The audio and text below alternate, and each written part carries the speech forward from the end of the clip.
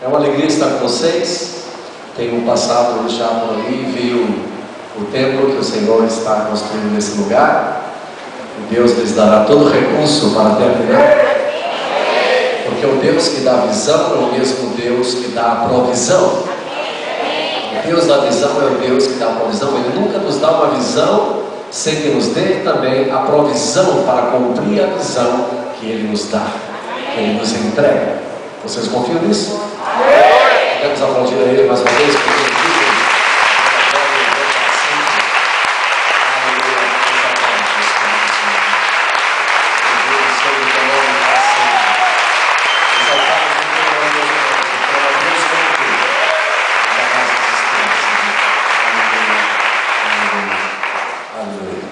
Eu quero com você hoje compartilhar dois textos das Escrituras. E eu quero compartilhar sobre o tema discernindo os tempos. Esse é um tempo muito importante para podermos discernir o que Deus está para fazer. Ontem à tarde, quando nós chegamos aqui, por volta das 6:30 da noite, estava fazendo calor. Estava assim abafado o tempo. E o pastor Kelly disse para mim assim: isto é sinal de que vai chover. E eu olhei para o céu, olhei para o sul, para o norte, para o leste, para o oeste, e eu não vi uma mãozinha de uma nuvem de chuva. Eu disse: eu acho que não. E hoje, quando ele ligou para mim de manhã para irmos almoçar, ele disse assim: você viu que o tempo mudou? Aí eu disse: até umas nuvenzinhas, não é? Ele disse: vai chover. Eu disse: tá bom. Confesso que eu olhei assim, não vi nenhuma possibilidade de chuva. E quando foi agora à tarde, caiu aquelas pedrinhas, né? Quase que pedrinhas de gelo, e choveu, foi muito forte.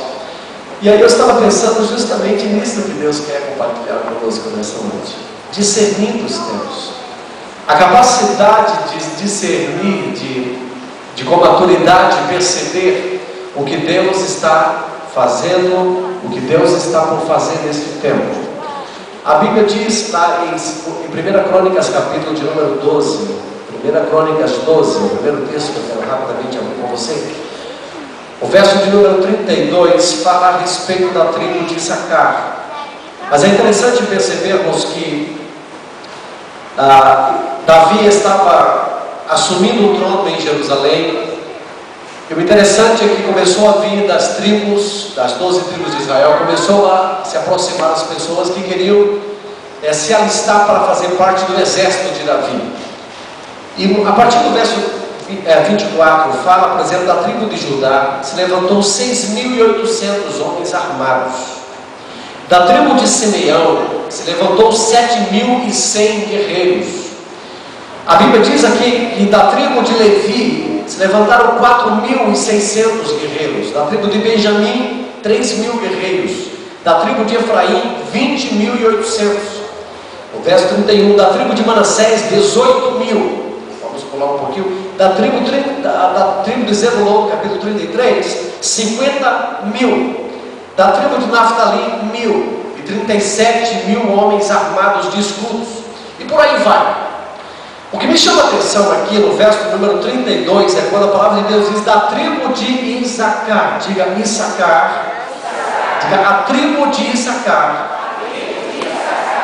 Era uma tribo que discernia o tempo. Diga, discernia o tempo. A Bíblia diz que da tribo de Issacar, 200 chefes que sabiam como Israel deveria agir em qualquer circunstância. Eles comandavam todos os seus parentes. Isso é muito interessante, porque a palavra de Deus nos fala que a tribo de Issacar, diferente de todas as outras tribos que mandaram milhares de soldados, essa tribo especialmente não envia milhares, mas apenas 200 homens, e eles eram homens capazes para discernir o tempo. Eles sabiam estrategicamente o que havia de acontecer quando o povo fosse à guerra. Eles eram aqueles estrategistas que preparavam a guerra, os estrategistas que podiam discernir como atacar, aonde atacar, como invadir, como conquistar. E isso é muito importante porque isso nos dá um pensamento espiritual de que esse é o tempo de que Deus quer que a sua igreja consiga discernir o tempo que está vivendo. Olha para seu irmão e diga assim: meu irmão, você precisa discernir o tempo em que nós estamos vivendo. Em Lucas capítulo 21, agora vai por favor lá para o Novo Testamento. Em Lucas capítulo 21, é o segundo texto que eu quero ler com você nessa noite. Esse texto nos traz uma abordagem, Jesus discernindo o tempo. Este tempo que Jesus está discernindo aqui é o final dos tempos. Interessante aqui o contexto desse texto de Lucas 21. A Bíblia está ressaltando que Jesus estava no templo e os seus discípulos começaram a fazer elogio ao templo, as pedras que o templo que havia construído o templo. Eles começam a elogiar as dádivas, da maneira como tinha sido dedicado aqueles lugares, aquele lugar ao templo. E Jesus então diz aos discípulos: você olhe esta pedra aí, mas não ficará pedra sobre pedra.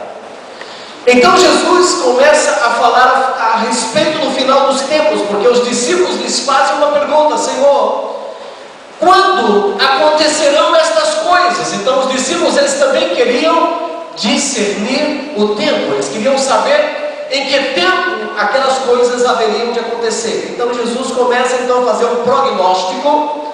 Jesus apresenta um prognóstico e diz o seguinte, a partir do verso de número 8, ele respondeu: cuidado para não serem enganados, pois muitos virão em meu nome dizendo eu sou, e o tempo está próximo. Não digam, quando ouvirem falar guerras e rebeliões, não tenham medo. É necessário que primeiro aconteçam estas coisas, mas o fim não virá imediatamente. Então lhes disse: nação se levantará contra nação, reino contra reino, e haverá grandes terremotos, fomes, pestes em vários lugares, e acontecimentos terríveis e grandes sinais provenientes do céu. Verso 25: haverá sinais no sol, na lua, nas estrelas, na terra, as nações estarão em angústias, em perplexidade, com bramido e agitação do mar. Os homens desmaiarão de terror, apreensivos com o que haverá de sobrevir sobre o mundo, e os poderes celestiais serão abalados. Então se verá o Filho do Homem vindo de uma nuvem com poder e grande glória. Quando começarem a acontecer estas coisas, levantem-se e ergam a cabeça, porque está próximo a redenção de vocês. Ele lhes contou esta parábola: observem a figueira e todas as árvores. Quando elas brotam, vocês mesmos percebem e sabem que o verão está próximo. Verso 32: eu lhes asseguro que não passará esta geração até que todas estas coisas aconteçam. Verso 34: tenham cuidado para não sobrecarregar o coração de vocês de libertinagem, de bebedeira e ansiedade da vida, e aquele dia venha sobre vocês inesperadamente, porque ele virá sobre todos que vivem na face de toda a terra. Estejam sempre atentos e orem para que vocês possam escapar de tudo o que está para acontecer e estar em pé diante do Filho do Homem. Diga aleluia, glória a Deus. Então a tribo de Issacar, ela era uma tribo que tinha a capacidade de discernir, tinha a capacidade de conhecer a hora, de saber o tempo, de conhecer as estratégias específicas de guerra. Meus irmãos, nós estamos vivendo uma geração e nós estamos crendo que esta é uma geração privilegiada. Diga assim: eu faço parte de uma geração privilegiada. Olha para o seu irmão e diga assim: você faz parte de uma geração privilegiada. Esta é uma geração que está vendo os sinais que estão acontecendo nos céus e na terra como jamais foi visto em toda a história. Isso é muito importante porque a igreja precisa aprender a discernir o tempo que está vivendo. Porque um dos maiores problemas que nós temos vivido como igreja é que nós falamos sobre Jesus, cantamos a respeito do Senhor, declaramos o seu amor, amamos a Jesus, mas a grande maioria de nós não está preparada para quando Ele chegar. Porque se a palavra de Deus diz que há o joio e há o trigo, está falando de que há pessoas que estão preparadas e há pessoas que não estão preparadas. E só saberemos isso que é pior, porque só conseguiremos discernir quem é joio e quem é trigo quando houver a ceifa. E uma das coisas que tem preocupado meu coração, uma palavra que Deus tem trazido na minha vida, é que eu tenho que gerar uma palavra de despertamento. Diga para o seu irmão ao seu lado: esta palavra é para despertar você. Com todo respeito, dá uma balançada nele assim, diga: você precisa despertar. Quem está acordado, diga aleluia. Quem está dormindo, diga amém. É sempre tem pessoas dormindo. Eu entendo que esse é um tempo de haver despertamento. Diga despertamento. Meus irmãos, eu estou pensando que nós precisamos, na verdade, olhar as manchetes dos jornais. Precisamos olhar o que está acontecendo na TV. Você precisa olhar as informações. Você precisa ver muitas vezes informações que até o Fantástico traz, que a mídia tem trazido, informações que aparentemente para muitas pessoas podem parecer meras informações. Mas para nós que somos cristãos, nós precisamos olhar essas coisas com perspectiva espiritual. Nós temos que perceber essas coisas com perspectiva espiritual, de que Deus está nos mostrando alguma coisa. Deus está querendo que nós possamos discernir o tempo e as coisas que estão acontecendo e as coisas que estão por acontecer. Nós precisamos estar preparados. Olha a pessoa ao seu lado, diga: meu irmão, você precisa estar preparado para que aquele dia não te pegue de surpresa. Esse texto Jesus fala rapidamente. Jesus fala de guerras. Se você sabe, você deve saber que isso está acontecendo hoje dezenas, centenas de guerras por aí afora. Há pouco nós vimos aí, na verdade, quantos reinos têm sido destronados, né? De homens que têm sido por muito tempo governado e exercido um papel de autoritarismo em alguns lugares. E eles têm sido tirados, a democracia tem sido plantada naquele lugar. São guerras civis que têm se levantado em vários países. Nós vimos aí no Oriente, há pouco tempo, muitas guerras se levantando. Em Nova Zelândia, nessa última década, aconteceu já cerca de mais de 4 mil terremotos, somente em Nova Zelândia, nessa última década para cá. Isso apenas são princípios das dores. Nós estamos vendo a Europa vivendo uma economia aparentemente falida. A gente olha para a América, Estados Unidos. Há muita gente que sonha em ir para a América. Eu quero dizer para você, não é tempo de ir para a América, é tempo de ficar no Brasil, porque Deus vai fazer uma coisa grande no Brasil. Deus está começando a fazer algo grande no Brasil. Esta nação está saindo, está se levantando como uma grande potência mundial. Eu creio nisso. Em 2002 eu ouvi uma palavra profética, e essa palavra veio lá de Belo Horizonte, na primeira conferência profética, conferência de transformação no Brasil.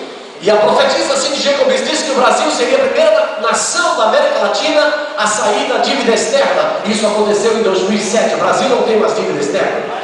Uma segunda coisa que ela disse, que o Brasil seria colocado como uma nação de primeiro mundo. E isso já está começando a acontecer. O Brasil será uma nação de primeiro mundo, amém? Você crê nisso, que Deus vai fazer isso? Uma terceira palavra profética que aquela mulher disse é que a moeda brasileira seria maior que a moeda americana. Ainda não aconteceu, mas vai acontecer, aleluia. Então não vá para a América, vá para visitar. Eu quero dizer que esse é o lugar onde você está, amém? O pastor Cano está dizendo para mim que não tem praticamente desempregados nessa cidade. Que bom, não é? Glória a Deus. Agora a gente tem que orar para que os empregados ganhem mais. Aleluia, glória a Deus, né? E viram mais igrejas e que precisem tanto de empregados que comecem a valorizar mais as pessoas e tem que pagar mais. Amém? Vocês creem que é possível fazer isso? Eu quero profetizar que Deus vai abençoar muito essa cidade, que vai fazer crescer, e que essa igreja vai prosperar abundantemente para a glória do Senhor. Que Deus atrairá os empresários dessa cidade para conhecer o Senhor nesse lugar. Você crê que Deus pode fazer isso? Você crê que Deus pode fazer isso? Um dia desse eu estava pregando numa das nossas igrejas lá no interior de uma igreja que fica no litoral, no interior de nosso estado. É uma igreja pequena, mas numa cidade também muito pequena, cerca de aproximadamente, não muita gente, mas talvez aquela cidade deve ter uns 6 mil, 7 mil habitantes. é uma cidade bem pequena, litorânea. E eu disse assim, eu quero profetizar que Deus vai movimentar a economia dessa cidade. E alguns irmãos disseram, amém. Porque é a comunidade basicamente regida por pescadores. E eu disse, Deus vai abençoar esta cidade. Quantos creem que Deus vai movimentar, não vai faltar emprego nessa cidade? Eu declarei isso. E alguns irmãos disseram, amém. Ele minha assim, amém. Igualzinho como eu fiz ontem, quando eu olhei para o pastor Cândido disse, vai chover, aí eu olhei assim, amém. Irmãos, acreditem, chegou duas empresas grandes, duas fábricas grandes próximas daquela cidade, se instalou ali, inclusive a Fiat instalou-se lá.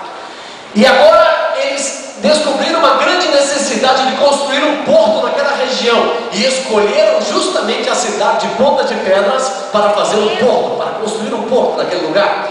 E ali alguns irmãos começaram a lembrar aquela palavra que eu havia declarado naquele dia. Eu creio que esse é tempo dos profetas levantarem e começarem a fazer declarações proféticas, porque Deus vai mudar a história de nossa cidade. O Brasil será alcançado de uma maneira sobrenatural. Diga aleluia! Diga glória a Deus! Mas uma das coisas mais importantes que o Senhor quer fazer é que, em primeiro lugar, nós como igreja, eu e você, diga a pessoa ao seu lado, eu e você, precisamos discernir o tempo em que nós estamos vivendo. Porque se nós não discernirmos o tempo, nós poderemos tomar decisões erradas em nossa vida. Então, quando o mundo está vivendo uma crise econômica, não se engane, irmãos, a América, infelizmente, está falida. A Europa está passando por uma crise econômica muito grande. O mundo está clamando, na verdade, pela presença de alguém que a Bíblia chama de anticristo. Será levantado para trazer paz às nações da terra. Então, o que Jesus está falando, ele está falando de sinais, apontando para o final. Outra coisa importante que Jesus menciona, ele fala nas Escrituras, ele fala sobre o rugir dos mares. Você percebeu aqui em Lucas capítulo 21, ele mencionando sobre os mares sendo agitados. Quantos tsunamis nós temos visto aí? Há pouco nós vimos acontecer no Japão, o tsunami que invadiu aquela nação e que muitas pessoas perderam a vida. Os poderes dos céus, a Bíblia diz, os poderes celestiais sendo abalados. Dados científicos, isso há pouco tempo saiu no Fantástico, cerca de 5.000 asteroides, eles estão rodeando o planeta Terra. E dizem os cientistas, os estudiosos, que qualquer um deles pode entrar na órbita da Terra e cair em algum lugar. Não será em Tanabi, em nome de Jesus. Amém? Mas cerca de 5.000 asteroides estão vagando atualmente, próximos da Terra. Há um asteroide tão grande, do tamanho de Júpiter, dizem os cientistas, que ele tem 1.320 vezes maior o tamanho da Terra. Ele é maior que a Terra 1.320 vezes. E esse asteroide chamado Nibiru, você pode pesquisar lá e você vai buscar essas informações, elas são reais, são verdadeiras. Ele diz que em 2012, diga 2012, esse asteroide vai passar próximo da Terra, talvez ou não, poderá provocar algum dano. A Bíblia fala lá em Isaías, lá no texto da Bíblia, a Terra balançando como ébrio. Então, estes são dados, são informações, nós precisamos discernir, precisamos atentar para as coisas que estão acontecendo. A Bíblia nos informa mais ainda que nos últimos dias, lá em Atos capítulo de número 2, quando a gente lê Atos capítulo 2, a gente fala que nos últimos dias todo aquele que invocar o nome do Senhor será salvo. Sim, vocês lembram desse texto? Mas a Bíblia diz que haverá sinal no sol, o sol escurecerá e a lua também não dará o seu brilho. Os cientistas, eles estão apontando que em 2012, aliás 2014 e 2015, 15 de abril de 2014 e 2015 haverá um eclipse da lua. A Bíblia diz lá em Atos que a lua se transformará em sangue. E os estudiosos, eles estão dizendo que esse eclipse da lua de 2014 ou 2015, em 15 de abril, eles estão chamando esse eclipse como o eclipse da lua vermelha. Irmãos, isso pode parecer tudo coincidência, mas para aqueles que conseguem discernir o que está escrito na palavra de Deus, isso não são meras coincidências, isso são dados científicos estão apontando e estão confirmando que esse é o tempo que a igreja do Senhor precisa discernir. Nós precisamos discernir o tempo em que nós estamos vivendo. Mas Jesus falou aqui em Lucas capítulo 21 a respeito da figueira. E todos nós já ouvimos, certamente, talvez o pastor Kelvin já tenha mencionado aqui e pregado, que a figueira aqui representa Israel. E o Senhor disse aqui que quando você olhar a figueira, olhe a figueira, e o Senhor disse, mas olhe também todas as outras árvores. Ou seja, o Senhor disse, olhe para Israel, mas olhe também para todas as outras nações. E ele disse que quando a figueira começar a brotar, saber que está próximo o verão.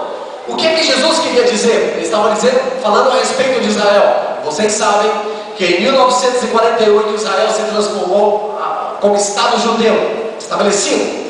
Mas somente no ano de 67, na guerra de 6 dias, Israel reconquistou Jerusalém. E há uma profecia, eu quero dizer para você que Jesus, ele não disse o dia nem a hora, amém, irmãos? Ninguém aqui sabe o dia nem a hora. O próprio Senhor Jesus disse, quando respondia uma pergunta dos discípulos lá em Atos capítulo 1, ele disse, esse dia ninguém sabe, somente o Pai. Mas Deus permite, evidentemente, que nós conheçamos os tempos e as épocas pelas estações, discernindo o tempo que nós estamos vivendo, as coisas que estão passando, que de alguma maneira nos apontam, nos indicam e nos mostram alguma coisa. E há uma profecia, não sei se o pastor Kelvin já leu, pesquisa, uma profecia sobre um homem chamado Ben Samuel. Este homem, ele viveu em 1217, ou seja, há mais de 800 anos atrás. Esse homem, na verdade, é um homem que ele era um judeu, e ele era amante das escrituras, e ele gostava de pesquisar sobre o Talmud. E a profecia diz que este homem trouxe uma palavra profética, dizendo que depois que Israel, resumindo a palavra, depois que Israel reconquistasse Jerusalém, haveria apenas um jubileu. E depois desse jubileu, seria um tempo muito especial para Israel. Se a gente vai pensar de 1967, colocarmos um jubileu, que são 50 anos, nós vamos para 2017. Ou seja, nós estamos vivendo uma geração extremamente importante, porque nessa geração estão acontecendo sinais dos céus, estão acontecendo sinais na terra, eles estão apontando de alguma maneira para algo que está para acontecer. Profeticamente eu vi o profeta dizer que a igreja em 2010 precisava estar preparada para 2012, e a igreja em 2012 tem que preparar-se para 2014, porque serão anos que vão acontecer coisas que a igreja precisa estar preparada para o que vai acontecer. Quando eu estou aqui nesta noite trazendo esta palavra, eu não quero de forma alguma trazer esta palavra para trazer um peso em seu coração, mas o propósito de trazer esta palavra é que haja um despertamento na sua vida, porque o que o Senhor quer é que os crentes em todos os lugares, aonde quer que nós estejamos, haja um grande despertamento. Eu estive agora fazendo uma viagem missionária, a primeira viagem que eu considerei como viagem de fato missionária, porque algumas vezes eu viajei para fora do país, mas eu viajei algumas vezes para um congresso. Outra ocasião foi realmente uma viagem de passeio, mas essa foi uma viagem especial, porque essa foi uma viagem para a Índia, foi uma viagem missionária. E nós passamos pela Espanha, depois fomos à Índia, retornamos à Espanha, visitando alguns missionários que nós temos nestes diferentes lugares. E eu passei em alguns lugares, irmãos, por exemplo, como uma cidade no interior da Espanha, uma cidade chamada Sória, uma cidade não muito grande, uma cidade que tem cerca de 4.000 habitantes, né? Uma cidade pequena, Óvega, aliás, 4.000 habitantes. E o interessante é que naquela cidade de 4.000 habitantes, sabe quantos crentes apenas tem naquela cidade? 3 crentes. 3 crentes na cidade de Óvega. Passei em uma outra cidade chamada Salamanca, onde também temos um casal de missionários. E o número de cristãos reconhecidos, considerados naquele lugar, é 0,001. Ou seja, quase nada. A Inquisição espanhola fez com que a população da Europa começasse a ver Deus como um carrasco. E as pessoas não conseguiam entender como a Igreja Católica, em nome de Deus, matou tanta gente. Mas a grande questão é que precisa haver um grande despertamento, e Deus tem levantado o Brasil neste tempo para esta hora de uma maneira muito especial.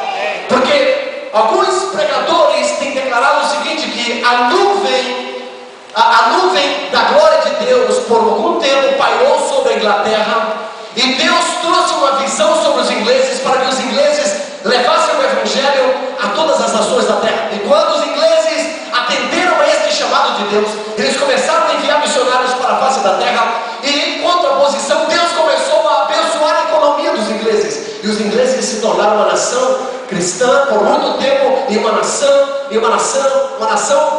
economicamente sustentável. Mas houve um momento em que os profetas têm declarado que esta nuvem de glória, ela passou para a América, e Deus começou a despertar o coração dos americanos para que enviassem missionários para a face da terra. E os americanos, então, respondendo ao chamado de Deus, começou a enviar missionários para toda a face da terra, e Deus começou, em contraposição, a abençoar a economia americana. Mas os profetas americanos têm declarado que esta nuvem que estava sobre a Inglaterra, e esta nuvem que foi para a América, esta nuvem está agora sobre o Brasil. E quando o Brasil começar a responder de maneira positiva ao chamado que Deus está lhe dando nesta hora final, de enviar missionários para os diversos cantos da terra, Deus vai começar a mudar e a abalar a economia dessa nação. É por isso que eu creio que nós estamos vivendo um momento estratégico, e nós temos que discernir qual é o tempo em que nós estamos vivendo. A igreja precisa ser despertada. Então, quando eu voltei desta viagem missionária, de lá mesmo, eu fiz uma convocação para que todos aqueles da igreja que por muito tempo têm dito que têm chamado um missionário, fosse uma reunião, que eu queria ter uma reunião com eles. E nós reunimos quase que 100 pessoas na nossa igreja. A nossa igreja é uma igreja local que tem mais ou menos 1.800 pessoas, e nem 10% foram, mas foram 100. Glória a Deus, e foi uma reunião muito gloriosa. E eu estava lendo posteriormente aqueles que haviam preenchido o cadastro, dizendo para onde tinham chamado. Então vi gente que dizia que tinham chamado para a Índia, gente que tinha chamado para a Escócia, gente que tinha chamado para ir para a África, gente que tinha chamado para cuidar dos índios, para ir para tribos indígenas, gente que queria ir para o interior do estado de Pernambuco, gente que queria ir para o Nordeste, gente que queria ir para diversos lugares. Eu fiquei extremamente impactado com aquilo. E eu disse: Deus, agora eu creio que Tu vais mandar os recursos para enviar estes missionários. E como nós fizemos isso, começamos a organizar uma rede de empresários na igreja, e começamos a ganhar empresários para o reino. E o propósito de ganhar esses empresários é para que esses empresários possam investir em missões, porque este é tempo de investir em missões. E a igreja que investe em missões é a igreja que cresce de uma maneira sobrenatural. Hoje nós temos 22 missionários sendo apoiados em vários lugares. Tem gente que está na Escócia, na Espanha, na Índia, na África, na América, aqui na América do Norte. Existem pessoas que estão em vários lugares. Agora em abril eu estou indo lá no México, e nós vamos levar um casal de missionários, provavelmente, que vai estar no México. E nós vamos estar indo a vários lugares, porque Deus me falou em meu coração, há 25 anos atrás, que nós precisávamos investir em missões. Eu estava numa conferência missionária, e quando eu ouvi falar sobre as nações e o clamor das nações, Deus colocou em meu coração, e eu disse: Senhor, eu quero ter uma igreja que vai enviar muitos missionários para a face da terra. Porque quando eu ouvi, o pregador era um pastor aqui de uma cidade aqui do interior do estado de São Paulo, em Santo André, e ele falava que a sua igreja sozinha enviava 122 missionários. Era uma igreja de metalúrgicos, mas enviava e apoiava 122 missionários na face da terra. E quando eu ouvi aquilo, eu fui impactado. Eu disse: Senhor, eu quero ter uma igreja que vai enviar muitos missionários para a face da terra. E Deus disse assim: esta é a hora de você fazer isso. E quando eu desafiei aquelas pessoas, e eles vieram, eu creio que Deus vai começar a fazer isso. No próximo ano nós começamos uma escola de missões, e paralelamente uma escola de inglês, porque todos precisarão aprender inglês e se preparar para fazer e cumprir o chamado. Eu entendo, meus irmãos, que esse é o momento da igreja ser despertada para ir muito mais além. O chamado que Deus tem para cada um de vocês como igreja nesta cidade vai muito mais além do que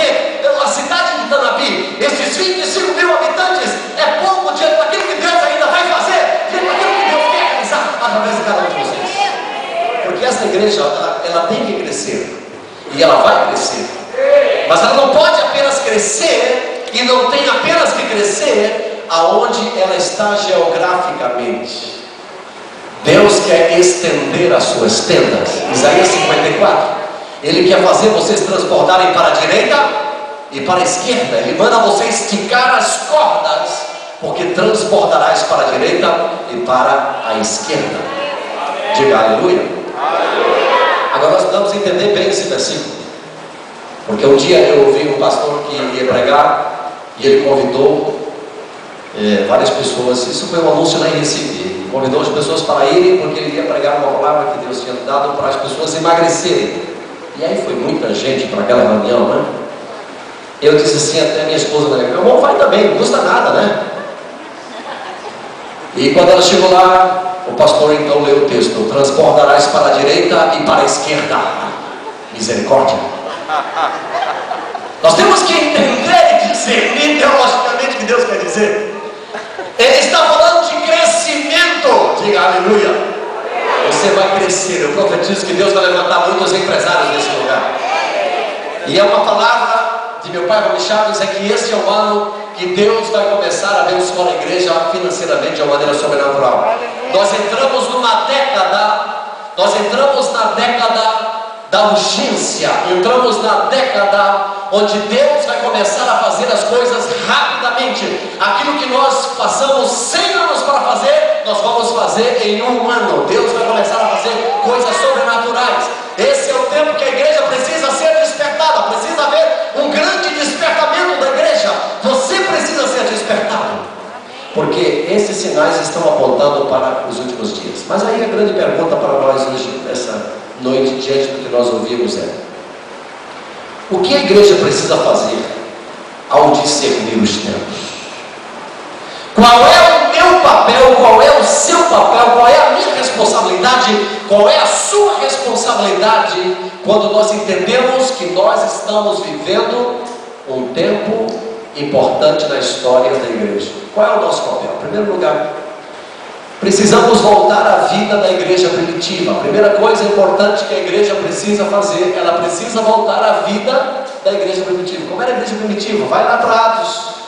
Vamos reler o livro de Atos, vamos reestudar a história de Atos.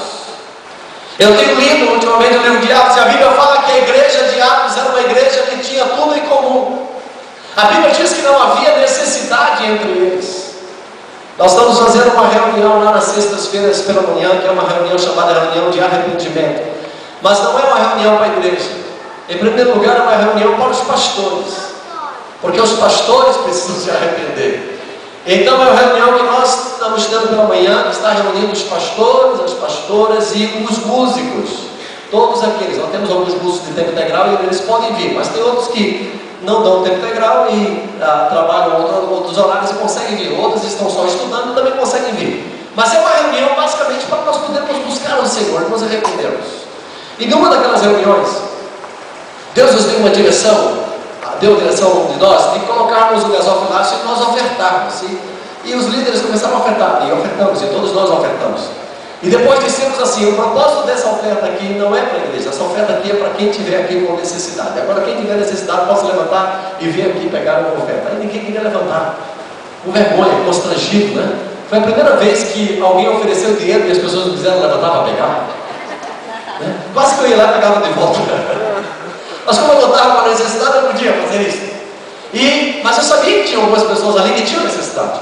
Então, como eu vi que elas ouviam, então eu fui lá, nem o livro que eu estava pegando, peguei lá uma oferta, e chegava lá João de e dava a oferta, e comecei. E aí outro pastor foi lá e trouxe alguém, e veio cá, e pegou uma oferta, e assim foi.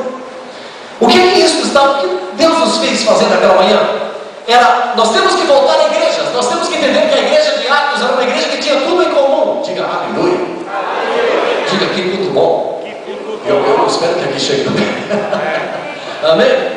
A gente poder de fato ter tudo em comum. A Bíblia diz que a igreja de Atos ela tinha tudo em comum. Nós precisamos voltar à vida da igreja. Como era aquela igreja? Aquela igreja ela dava um testemunho tão real e tão poderoso e tão positivo, que dia a dia Deus ia acrescentando os que iam sendo salvos. Porque o testemunho daquela igreja era tão forte, era tão palavra inserida. Eu quero declarar que vocês precisam ter um testemunho tão forte, tão poderoso, que vão impactar a comunidade onde vocês estão. Que vocês não vão precisar de fazer apelos, as pessoas vão passar e elas vão começar a ouvir a palavra e a canção, e elas entrarão a voltar para se arrepender por causa do poder da manifestação do Espírito de Deus. Deus é poderoso para fazer isso. Você crê que Deus pode fazer isso? Que nós precisamos fazer quando nós discernimos o tempo. Em segundo lugar, precisamos ganhar o maior número possível de pessoas em nossa cidade. Deus nos deu um chamado para a cidade, amém? Eu tenho dito assim: eu não sou pastor apenas de uma igreja, eu sou pastor de uma cidade. Eu dizia isso. Agora eu não digo mais, eu não sou mais pastor apenas de uma cidade, eu sou pastor de uma nação. Depois que eu fiz a viagem, eu disse: eu não sou mais pastor de uma nação, eu sou pastor para as nações da terra, amém? Porque Deus vai ampliando a nossa visão. Nós temos uma visão lá que fala assim: um sonho, um discípulo, uma igreja e uma cidade. Nós estamos mudando agora, é um sonho, um discípulo e uma igreja para as nações. Porque Deus nos tem enviado para as nações da terra. O nosso chamado é para as nações. Nós precisamos ganhar o maior número possível de pessoas, porque o tempo está chegando, gente. Eu não sei se vocês se alegram, mas Jesus está voltando.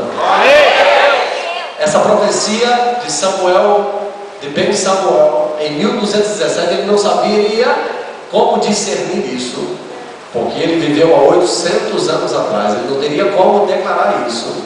Mas nós estamos pensando, na verdade, que Jesus está voltando. E ele falava da profecia de algo muito importante acontecendo em Israel em 2017. E nós estamos vendo vários cumprimentos de profecias aqui, conforme Lucas capítulo 21.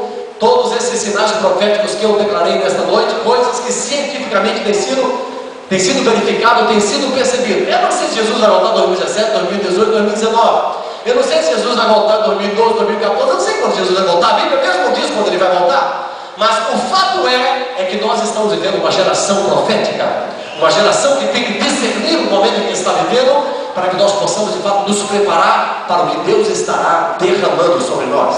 Então nós precisamos ganhar o maior número possível de pessoas, porque cada um, pastor Kelner e você, diga eu, vocês são responsáveis desde Deus para conquistar este território. Cada um é responsável para conquistar o território aonde Deus o plantou. Você está na faculdade, quem está estudando? Quem está na faculdade agora nesse momento? Você tem uma responsabilidade de ganhar essa faculdade para Jesus. Olha, mas é tão grande, mas Deus poderá entregar a você isso. Entregar as suas coisas. Amém? Você está numa empresa? Na empresa de... Como é a empresa? Tem várias, né? Uma indústria. Muitos trabalham em São José do Rio Preto. Como? Tem uma aqui próximo. Ok. Fechar? Fechar. Acertei? Mais ou menos. Quem trabalha lá? Tem alguém que trabalha lá? Só uma pessoa? Poxa, irmão, tu é responsável por conquistar todo aquele lugar. Cada um de nós aqui é responsável para ganhar o território aonde nós estamos localizados. Aonde nós estamos? Eu quero dizer uma coisa para vocês. Vocês sabem guardar segredo? Os homens guardam segredo? As mulheres guardam segredo? Graças a Deus, vocês são diferentes do pessoal do Recife. O pessoal não consegue lá gravar segredo, mas aqui vocês conseguem, né?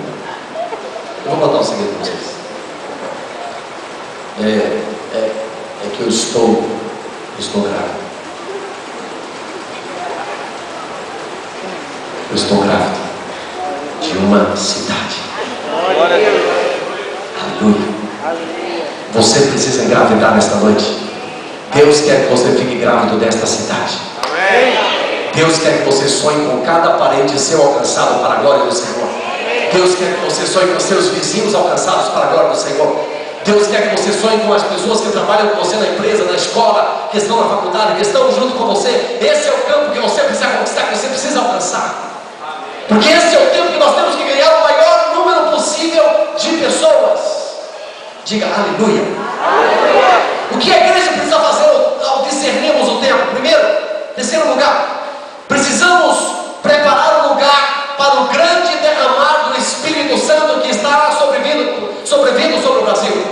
Está vindo sobre o Brasil o grande derramar do Espírito Santo. Tem se falado que o último grande mover do Espírito, na verdade no Brasil aconteceu em 1929, mas aconteceu anos atrás, há 100 anos, se diz que aconteceu um dos maiores avivamentos da história, lá no chamado avivamento da Rua Azusa, lá nos Estados Unidos, em 1906, e em 1904 e 1906 começou a transbordar para outras nações. Mas alguns dizem que esse avivamento ele começou lá na Escócia, com um homem, um jovem de 18 anos de idade chamado Evans Robert. Este jovem ele pediu ao pastor permissão para fazer uma reunião de oração na igreja, e ele convidou toda a igreja para orar. E quando foi aquele dia da vigília, sabe quantas pessoas estavam lá para orar? 3. Ele, a irmã dele e um amigo dele.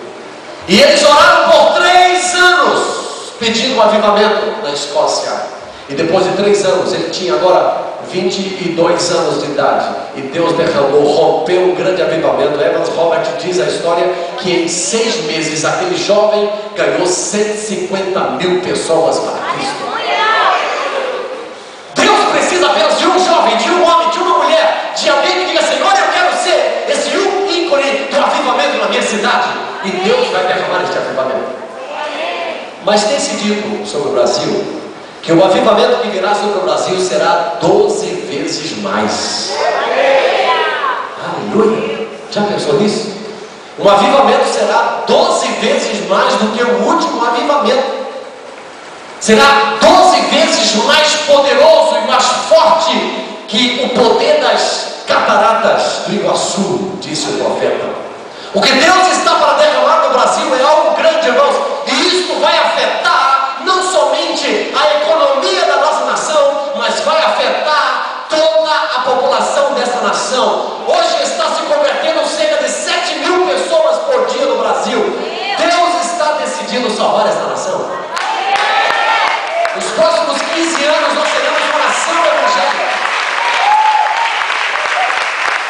Diga aleluia, aleluia, glória a Deus. Dá uma balançada novamente no seu irmão e diz: meu irmão, desperte, esta é a hora do Senhor. Esse é o tempo que Deus quer despertar a nossa vida. Mas em último lugar, quando nós discernimos o tempo, em primeiro lugar nós precisamos voltar à vida da igreja, precisamos ganhar o maior número possível de pessoas. Em terceiro lugar, precisamos preparar o lugar para que o grande derramamento venha. Mas em quarto lugar, antes que esse grande e prometido avivamento da igreja, prometido a igreja venha, nós precisamos entrar no maior período de arrependimento de nossa história. Se nós queremos ver avivamento, todos os avivamentos eles começaram com o arrependimento. Nós tivemos uma reunião domingo à noite muito especial lá na igreja. Minha esposa Eliane, ela sentiu o Espírito de Deus que ela tinha que fazer um tempo de jejum para pregar aquela palavra. E ela, pela direção do Senhor, ela passou 7 dias só comendo pão, água e vinho, lá no quarto, em oração. E domingo à noite nós tivemos uma reunião muito especial, onde Deus fez algo tão grande. O Senhor trouxe uma palavra de despertamento sobre nós, mas levando-nos a arrependimento, a pedir perdão uns aos outros. Amanhã para amanhã ela vai trazer um pouco daquela palavra que Deus derramou domingo à noite. Se quiserem vir amanhã de manhã, para os líderes, mas o pastor disse pode abrir da igreja. Se quiser vir, venha estar aqui conosco amanhã de manhã. Mas depois que ela trouxe aquela palavra, que ela pregou aquela palavra, ela disse assim: irmãos, eu quero pedir agora que vocês façam aquilo que o Espírito de Deus para vocês fazerem. Se alguém que você precisa pedir perdão aqui, levante para pedir perdão. Se alguém que você precisa abraçar, amar, faça isso. E naquele momento que ela falou aquilo, ela começou a falar uma palavra e ninguém se moveu. Eu estava sentado na primeira fila do banco das cadeiras e me bateu um desconforto tão grande. Porque naquele momento ela tinha me falado, horas antes, que numa palavra no domingo anterior, eu tinha dado uma palavra que ela disse que um líder, que é tio dela, tinha ficado machucado com aquela palavra. Não foi uma palavra especificamente para ele, mas ele se sentiu atingido com aquela palavra. E na hora que ela terminou de pregar aquela palavra, disse: se você tem alguma coisa contra alguém, vai àquela pessoa. E ali eu comecei, sabe, o Espírito Santo começou a falar: você vai lá e fala com ele. Aí eu disse: Senhor, daqui a pouco eu vou, Senhor, deixa. Depois eu vou. Não pode ser amanhã, não, né? Tem que ser aqui na frente de todo mundo, né? Aí minha esposa disse: é o seguinte, eu estou sentindo o Espírito, vamos apagar as luzes. Na nossa igreja a gente tem umas luzes assim nas paredes.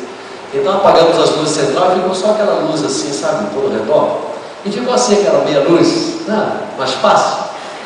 Não é mais fácil? Fica no escuro, não é mais fácil, gente, né? Fica com medo de se revelar tudo. Aí eu estava sentado lá, a primeira coisa que eu fiz foi tirei a capa, né? Porque quando a gente tira a capa de pastor fica mais fácil. Aí eu tirei o paletó, o terno, e coloquei ali. Aí ficou mais fácil, já me senti mais leve. Eu disse: meu Deus, já saiu alguma coisa de mim. Aí eu comecei a olhar as pessoas e mesmo com as luzes apagadas, ninguém se movia. E aí o Espírito Santo disse uma coisa muito forte no meu coração: se você não se mover, ninguém se moverá. Por que Deus falou isso comigo? Na mesma hora ela acabou de dizer: os pais precisam procurar os filhos. E eu disse: eu mesmo, Senhor. E eu me levantei e fui lá do outro lado, e estava o pastor Beto sentado lá do lado. E eu abracei e disse: pastor Beto, a Eliane me falou que você tinha ficado magoado comigo domingo. Qual a palavra que eu te falei? Que eu declarei aqui. Eu quero te pedir perdão. Não foi para você, mas se você se sentiu ofendido, eu quero pedir perdão a você nesta manhã. Deu um abraço nele, deu um beijo, eu acho que no santo. E ele acabou pedindo perdão por outras coisas também. E aí, irmãos, Deus começou a mover algo tão grande na igreja. As pessoas começaram, levantou-se uma unção de arrependimento tão grande. Muitas pessoas começaram a chorar debaixo da presença de Deus. Foi algo tão gostoso. A reunião quase que não termina. Começou às 6h30 e ela terminou quase 10 horas da noite. Porque Deus começou a fazer algo muito grande. As pessoas começaram a se arrepender. E uma das coisas que acontece no primeiro, os avivamentos, eles começam quando há arrependimento. Quando nós começamos a reconhecer nossos pecados, nossas falhas, nossos erros, nossos equívocos, quando nós olhamos para dentro de nós e encontramos lugar de arrependimento, porque um dos maiores problemas da vida de muitos de nós é que nós sempre achamos que não erramos, sempre achamos que está tudo certo conosco, que não tem nada errado, que não há nenhum motivo para nos arrependermos. Mas sabe uma das coisas que eu tenho aprendido? Quanto mais perto de Deus eu fico, mais eu começo a ver a minha impureza.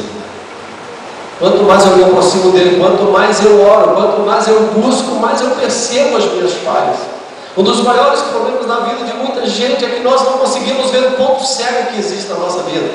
Todo carro tem um ponto cego. Tem um carro que ele tem aquela parte lateral assim, que é a sustentação do carro, assim como a pastor Keller também tem. Aquele carro tem aquela sustentação. Aquilo ali é um ponto cego. Quando você faz uma curva, você tem que às vezes olhar um pouco ao lado assim para saber se não tem nada ali que você vai, porque é um ponto cego, é uma área que você não alcança. A maioria de nós temos algumas áreas que são chamadas áreas de ponto cego, são áreas que nós não conseguimos ver. Algumas pessoas que estão próximas de nós conseguem ver, mas nós não conseguimos claramente discernir essas coisas que estão em nós. Todavia, se nós queremos experimentar um avivamento pessoal, esses avivamentos não virão sobre nós enquanto nós não decidimos nos arrepender. E o arrependimento e o juízo precisa começar com a casa de Deus. Esse é o tempo do arrependimento começar aqui na minha vida e na sua vida. Nesta noite o que o Senhor quer é que você desperte. Diga para a pessoa ao seu lado: Deus quer que você desperte. Voltando lá, Lucas capítulo de número 21, ele diz assim no versos 34, eu quero terminar trazendo esta palavra aqui. Verso 34, ele diz assim: tenham cuidado para não sobrecarregar o coração de vocês. Não sobrecarregue o seu coração coração. Há muita gente sobrecarregando o coração. O Senhor diz: tenha cuidado para não sobrecarregar o coração de vocês de libertinagem, de bebedeira, de ansiedade da vida, e aquele dia venha sobre vocês inesperadamente, porque ele virá sobre todos os que vivem na face de toda a terra. Verso 36: estejam sempre atentos e orem para que vocês possam escapar de tudo o que está para acontecer e estar de pé diante do Filho do Homem. Eu quero dizer para você que isso é mais sério do que nós imaginamos.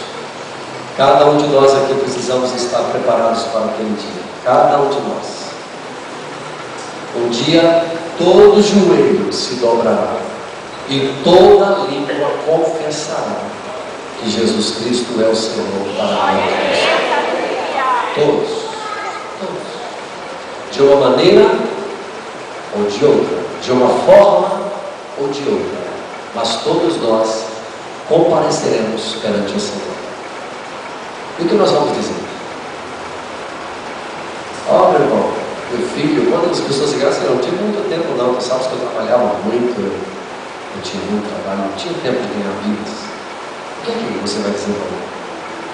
Porque cada um de nós aqui compareceremos perante Ele. E como está o teu coração nessa noite?